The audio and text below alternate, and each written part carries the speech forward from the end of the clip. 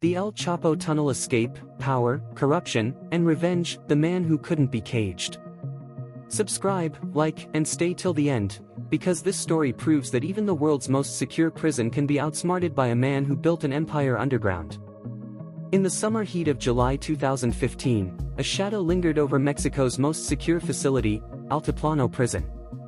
Behind its thick concrete walls, motion sensors, and armed towers sat one of the most dangerous men on earth, Joaquín El Chapo Guzmán, the drug lord who once commanded the Sinaloa cartel, a billion-dollar network that stretched across continents. But El Chapo wasn't like other inmates. He didn't just rule from behind bars, he thrived. Inside, he had guards who whispered, officers who turned away, and engineers who had already begun designing something no one thought possible.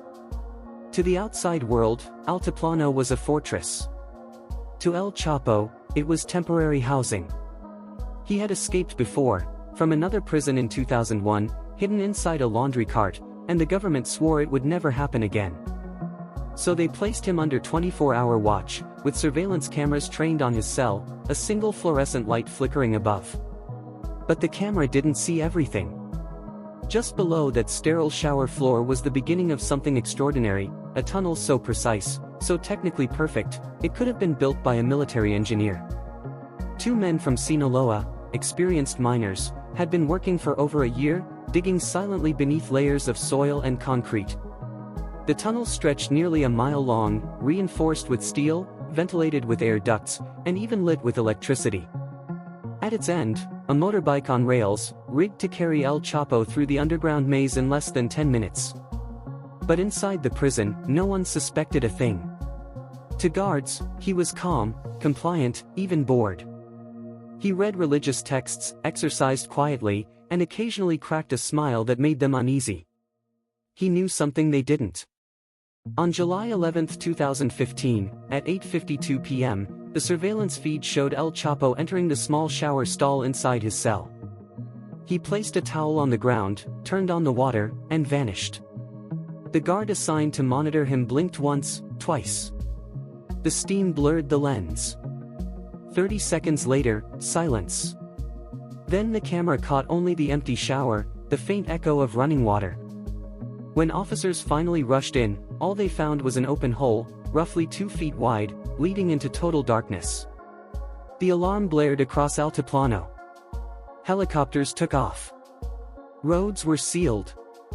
But it was too late. El Chapo was gone. Word spread through Mexico like wildfire. TV anchors called it a national humiliation. Politicians pointed fingers. The public laughed bitterly, knowing that if anyone could dig his way out of hell itself, it was El Chapo. But for investigators, the escape wasn't just an act of genius. It was proof of something darker, corruption at the highest level.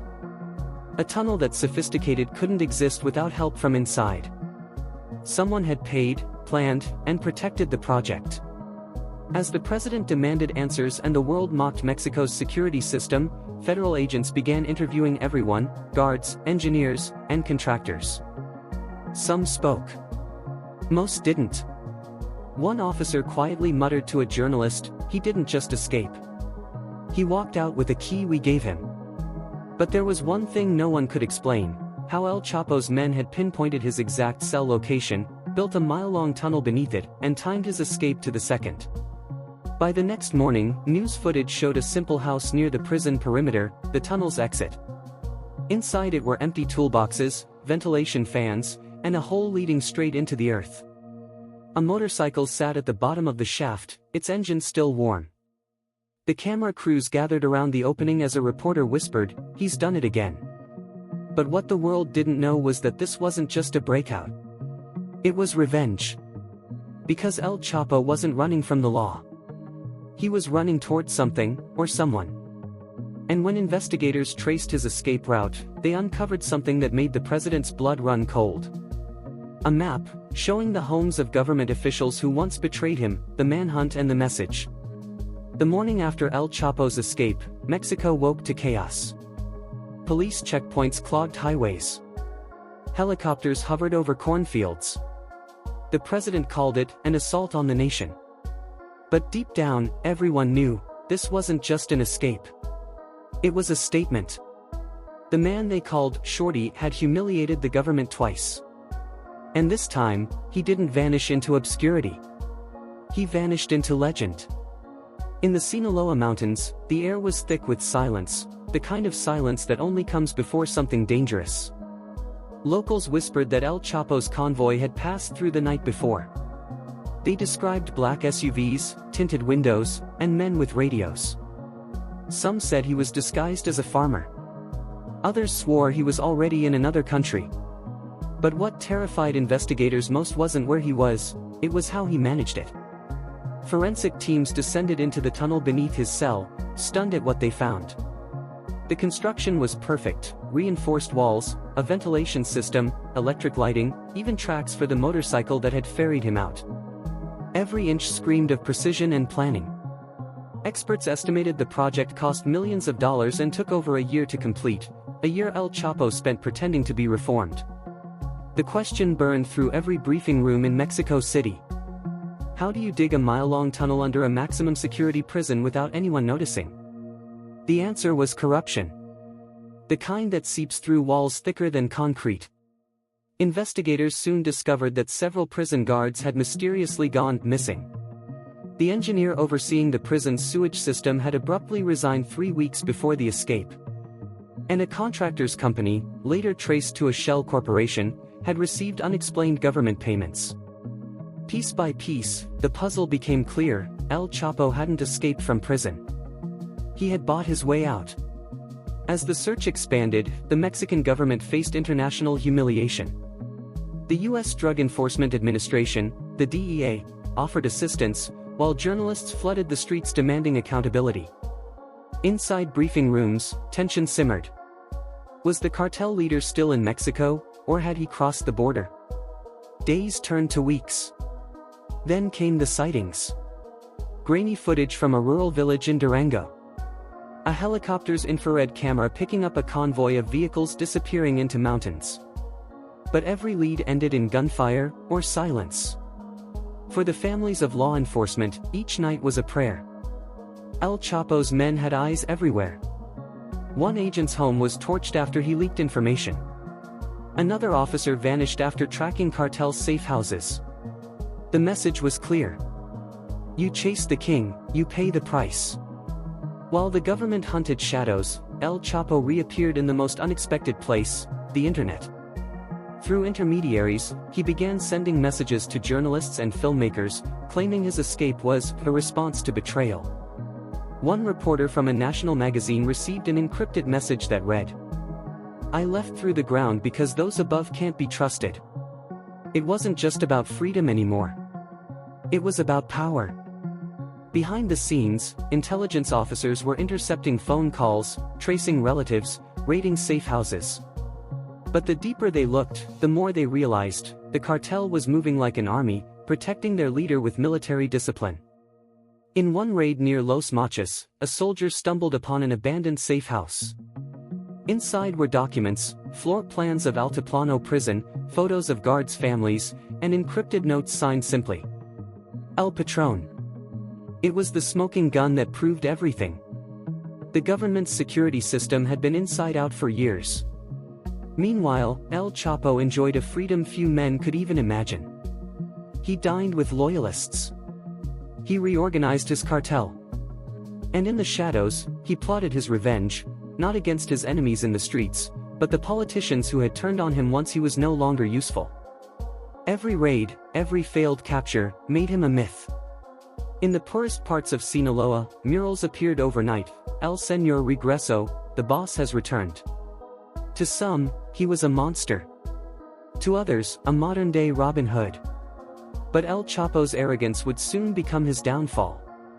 Because while he was rebuilding his empire, he had no idea that US intelligence had joined the chase. They had tapped his communication lines, infiltrated his suppliers, and were tracing every encrypted message. And then, one name surfaced: an actress. A contact. Someone he trusted enough to meet. It was that meeting, one that began with admiration and ended with betrayal, that would lead to the most dramatic recapture in modern criminal history: the fall of the Kingpin. The jungle was alive that morning, thick with humidity, the buzz of insects, and the low hum of engines in the distance. But beneath the canopy of Sinaloa, a ghost was moving. Joaquín El Chapo Guzmán had been free for 6 months. 6 months of taunting the world's most powerful governments. 6 months of rebuilding his network, spreading fear, and reminding Mexico that he was still untouchable. But that illusion was about to die. It started with a meeting that never should have happened. A famous Mexican actress and a Hollywood producer, intrigued by the myth of El Chapo, arranged a secret interview. They wanted to hear his side of the story, the mind behind the tunnels, the man who defied the world. What they didn't know was that the US DEA and Mexican Marines were listening too. For months, American intelligence had been tracing encrypted messages, hidden coordinates, and phone signals bouncing across Sinaloa's mountain ranges. Each time they got close, El Chapo vanished, as if the land itself was hiding him. But vanity can do what bullets cannot. When El Chapo agreed to meet the filmmakers, his men used cell phones, couriers, and voice notes to arrange the logistics. And in one of those transmissions, buried inside a text file, was a single GPS ping. That was all the Marines needed. On January 8, 2016, at dawn, a convoy of armored vehicles rolled into the city of Los Mochis. Inside a nondescript house on Rio Humaya Street, El Chapo sat shirtless, sipping coffee, surrounded by his guards. He believed he was safe. The house was reinforced, the neighborhood loyal. But in the shadows, Mexico's elite Marines, trained by US forces, crept closer, moving door to door. The first explosion shattered the silence. Gunfire ripped through the walls. El Chapo's men returned fire, and the house became a battlefield.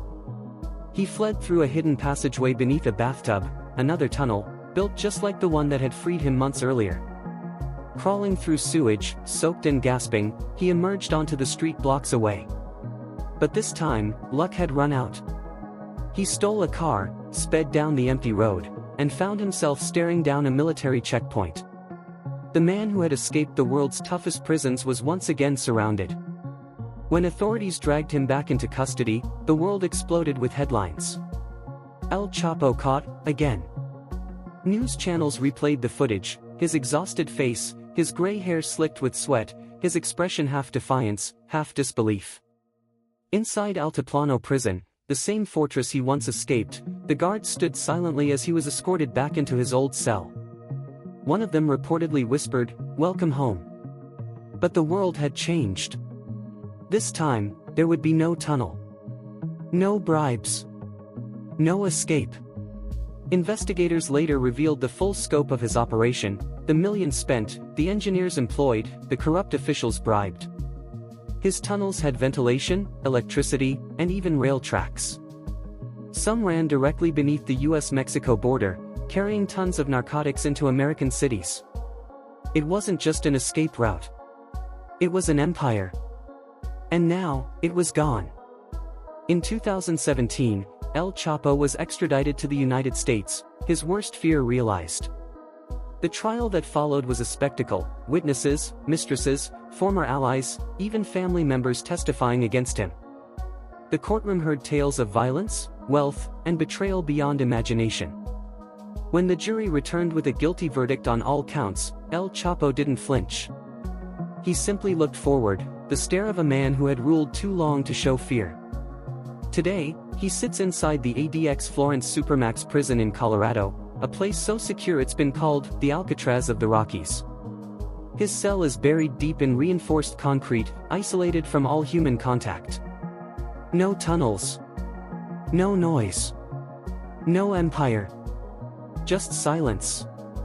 But across Mexico, his legend refuses to die. Murals of him still decorate walls in Sinaloa. Songs, narco-corridos, immortalize his defiance. And for many, he remains a symbol of power against a system they never trusted. Still, one question lingers like a whisper. How many more tunnels did he build before he was caught? No one knows for sure.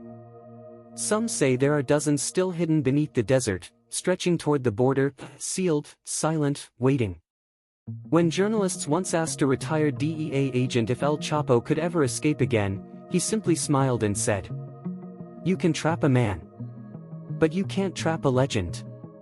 And somewhere in the darkness of Colorado's prison walls, a faint sound echoes, water dripping, stone cracking, a reminder of a man who once dug his way out of the impossible. They thought the ground was solid beneath their feet, the narrator whispers, but for El Chapo, it was just another way out. If you think this story was wild, you're not ready for what's coming next. Subscribe, because the next escape might already be happening.